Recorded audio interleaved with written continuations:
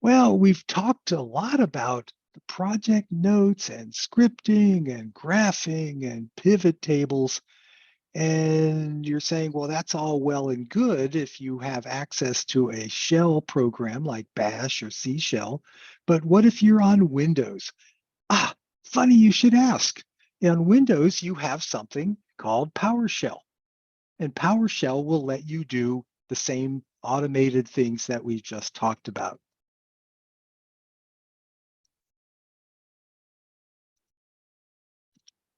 Okay, so remember how we did this? The method number one was with the defines, and then we did minus cap D on the compile line. We're not going to do that. Okay, so forget about this if you're on Windows. Instead, we're going to use method number two, where the things we want to set are global variables, and they've got defaults, just in case you don't set them, but you're going to set them from the command line.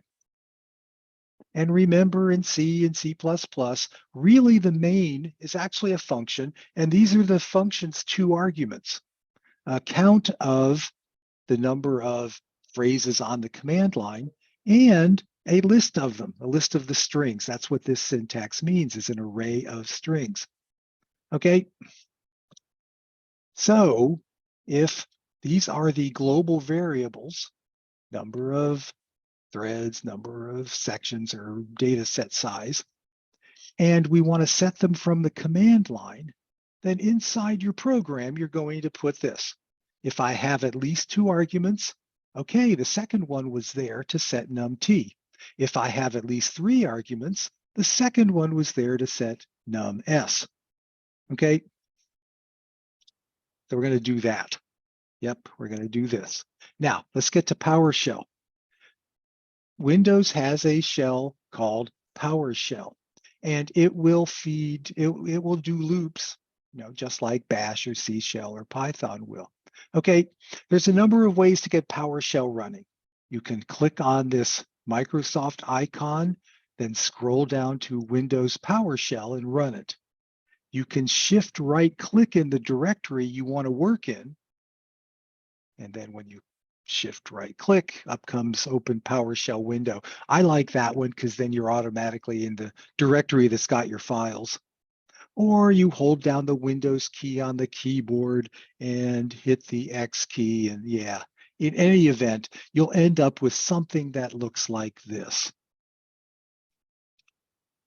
Now, you need to change directory to wherever your home directory is, which will be, well, could be C colon if it's your own machine, could be Y colon or Z colon if you're on an Oregon State machine, but you need to get to where you are or where your program is, and you need to get to where the exe file is, which if you're using Visual Studio to compile, typically your exe lives in a subfolder called debug.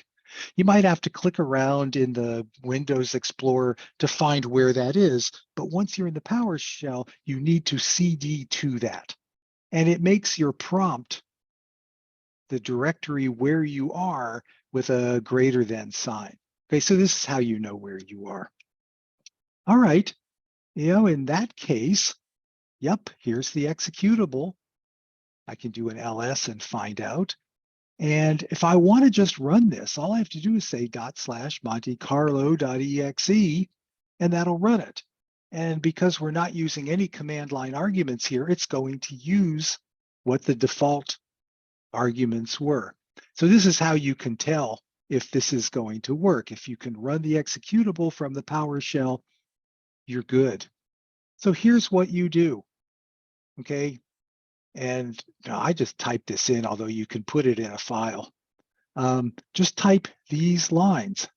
So for each parenthesis, and it's got to be exactly this syntax, of course, $t in 1, 2, 4. Okay, that's your for loop. Curly brace. For each, this is your inner for loop. Curly brace.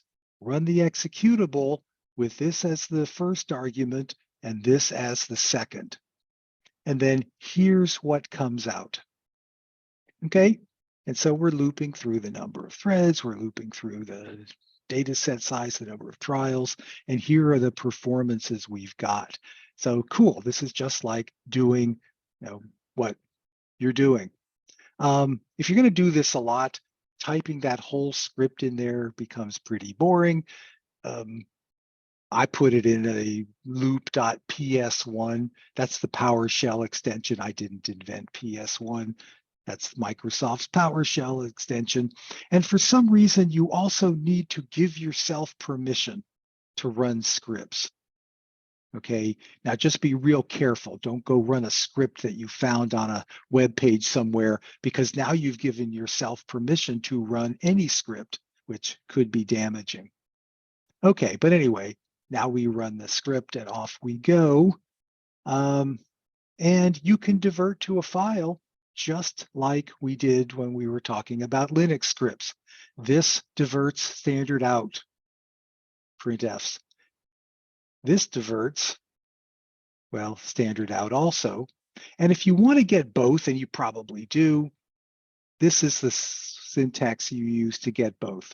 And so now you've got the out.csv. You can double click it in Windows, get right into Excel, and off you go. So that's how to script if you are in Windows.